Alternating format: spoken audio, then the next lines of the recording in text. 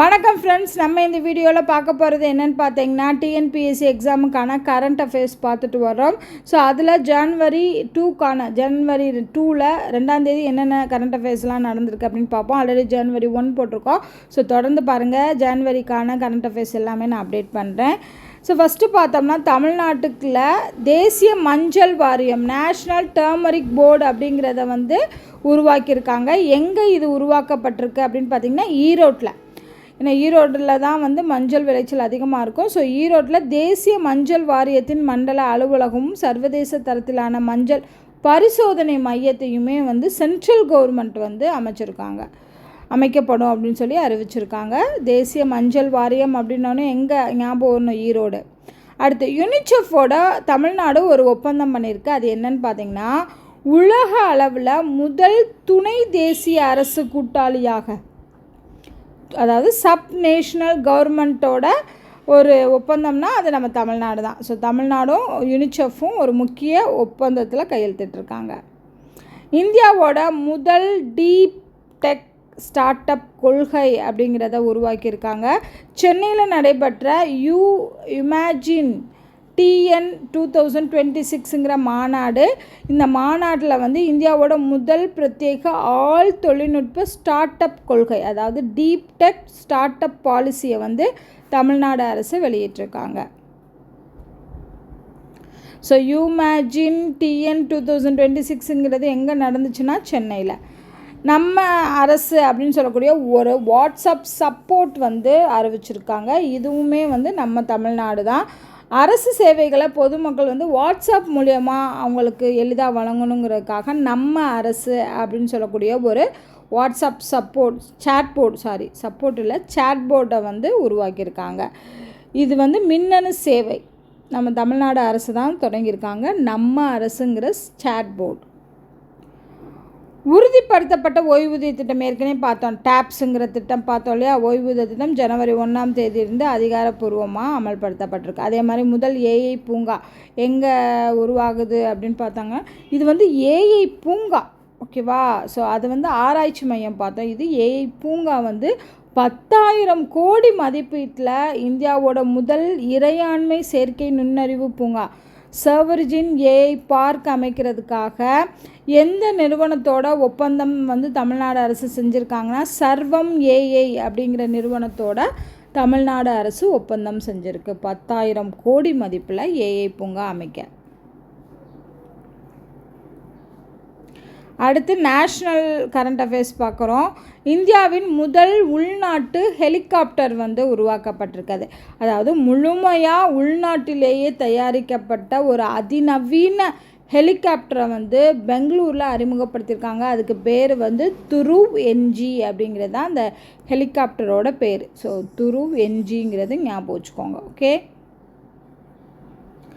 துருவ் NGங்கிறது எங்கே அறிமுகம் செய்யப்பட்டிருக்குன்னா பெங்களூரில்.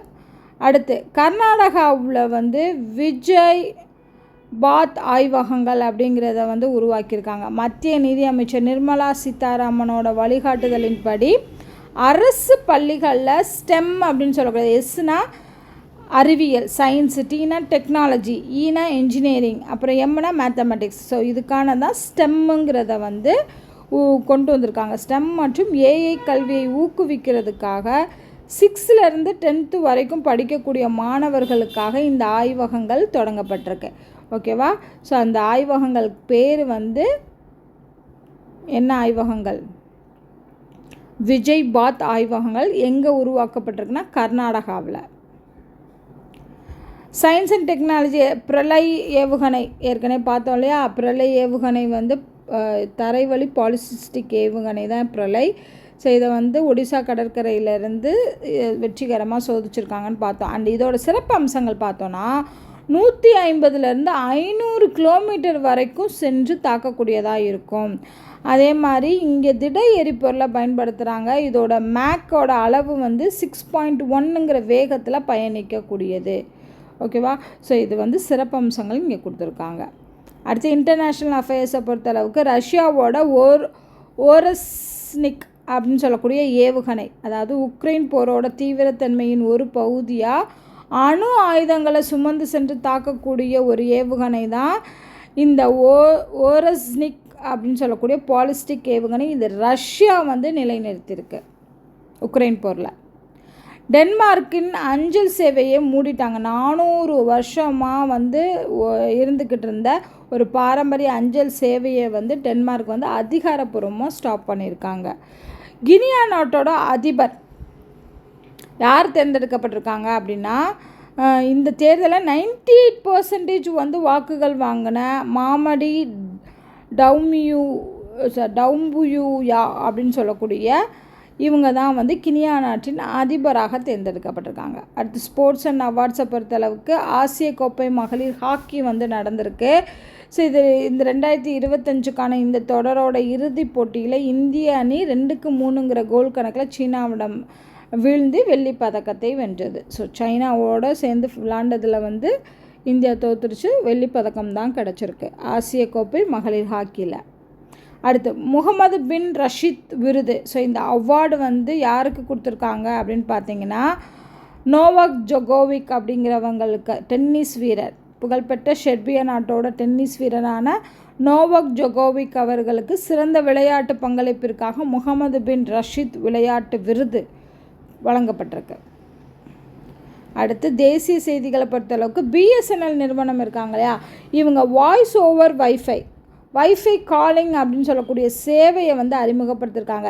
இப்போ வந்து சிக்னல் இல்லை, மொபைல் சிக்னல் இல்லாத இடத்துல பேசணும் அப்படிங்கிற பட்சத்தில் இந்த வைஃபை நெட்வொர்க் வழியாக வந்து இந்த வைஃபை காலிங் யூஸ் பண்ணி பேசிக்கலாம் அப்படிங்கிறதான் பிஎஸ்என்எல் நிறுவனம் வந்து அறிமுகப்படுத்தியிருக்காங்க.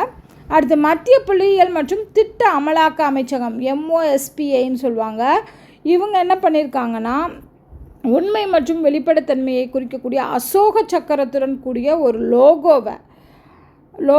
மற்றும் ஒரு புதிய சின்னத்தை வந்து அறிமுகப்படுத்தியிருக்காங்க. அதாவது சாங்கிகி அப்படிங்கிற புதிய சின்னத்தை அறிமுகப்படுத்தியிருக்காங்க. புகையிலை பொருட்களுக்கான GST இழப்பீடான செஸ் வரியை ரத்து செஞ்சு அதுக்கு பதிலாக கூடுதல் ஹலால் வரியை விதிக்கக்கூடியதற்கான திருத்தப்பட்ட சட்டத்தை வந்து அமல்படுத்தியிருக்காங்க. அதாவது சென்ட்ரல் எக்ஸசைஸ் அமெண்ட்மெண்ட் ஆக்ட் மூலியமாக அறிமுகப்படுத்தியிருக்காங்க. அடுத்து மாநிலங்களில் நடந்த செய்திகளை பார்க்கலாம். கோவா மாநிலத்தில் 3வது மாவட்டமாக குஷாவதி அப்படிங்கிற ஒரு புதிய மாவட்டத்தை அறிமுகப்படுத்தியிருக்காங்க. இந்த குஷாவதிங்கிறது கோவாவோட தென்பகுதியில் ஓடக்கூடிய ஒரு நதி, பழமையான நதி. அந்த நதியோட பேரை வச்சே குஷாவதி அப்படிங்கிற ஒரு டிஸ்ட்ரிக்டை வந்து கோவா ஸ்டேட் வந்து உருவாக்கியிருக்காங்க.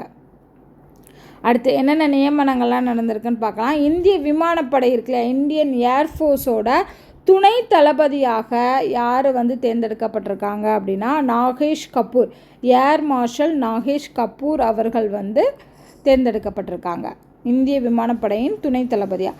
அதே மாதிரி இந்திய விமானப்படையோட பயிற்சி பிரிவின் தலைமை அதிகாரியாக வந்து ஸ்ரீனிவாஸ் அவர்கள் பொறுப்பேற்றிருக்காங்க. விளையாட்டு செய்திகள் பார்க்கலாம். பெங்களூரில் நடைபெற்ற 29வது தேசிய விளையாட்டு ஏறுதல் சாம்பியன்ஷிப், அதாவது கிளைம்பிங் சாம்பியன்ஷிப் நடந்திருக்கு.